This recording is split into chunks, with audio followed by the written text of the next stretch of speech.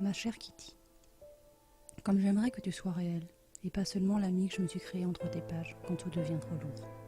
Encore une fois, je fais mes valises pour une énième famille d'accueil. Et encore une fois, je vais devoir raconter mon histoire. Celle d'une enfant née de parents qui n'ont pas pris leurs responsabilités quand ils le devaient. Moi, j'ai rien demandé à personne, j'ai pas choisi ma famille, mais je la subis plein fouet. Je vais devoir encore une fois essuyer les regards curieux qui ont poussé à mon placement. Encore une fois, tout supporter. Je les entends déjà, les mespaces, les chuchotements, les interrogations muettes. Oh, pauvre Kira, pourquoi elle s'est retrouvée en foyer âgée de 5 ans?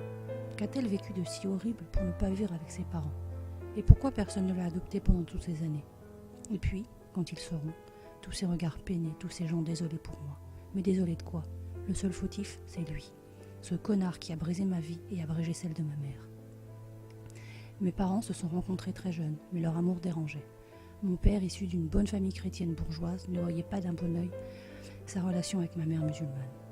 Quand ma mère est tombée enceinte, les parents de mon père ont poussé celui-ci à la quitter, et sous leur pression, il a cédé.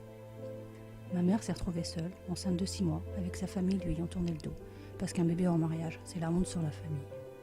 Tant bien que mal, elle s'est retroussée les manches, déniché un petit boulot, et nous vivions simplement mais heureuses.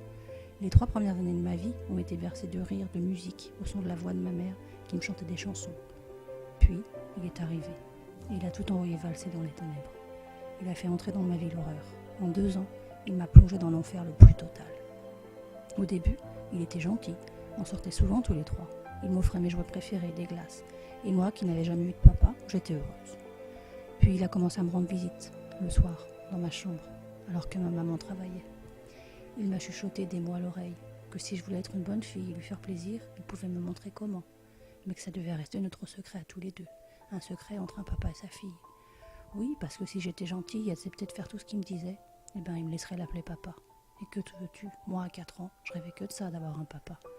Pourtant, au fond de moi, je sentais bien que c'était pas normal la manière dont Samuel me touchait.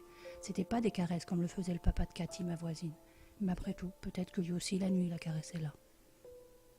Ces petites visites nocturnes ont duré presque 2 ans, et moi je me taisais. Même si tout mon être me criait de le dire à ma mère, que c'était malsain tout ça, qu'on m'infligeait des choses qu'on n'inflige pas à une petite fille de 4 ans. Puis peu après mes 5 ans, un soir comme un autre, alors qu'il était penché sur moi, sa bouche posée sur la mienne, et j'ai entendu un hurlement, quelqu'un criait mon prénom. Ma mère, le regard rempli d'horreur.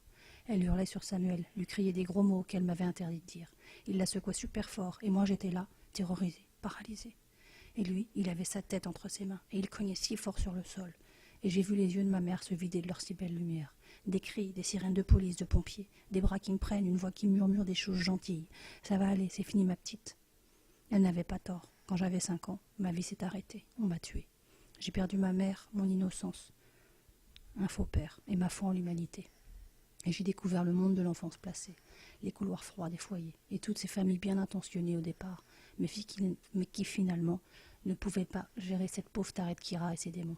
Alors Kitty, dis-moi pourquoi atterrir chez les Catermolles, ça changerait quelque chose, comme le pense Madame Beauvillain, la directrice du foyer.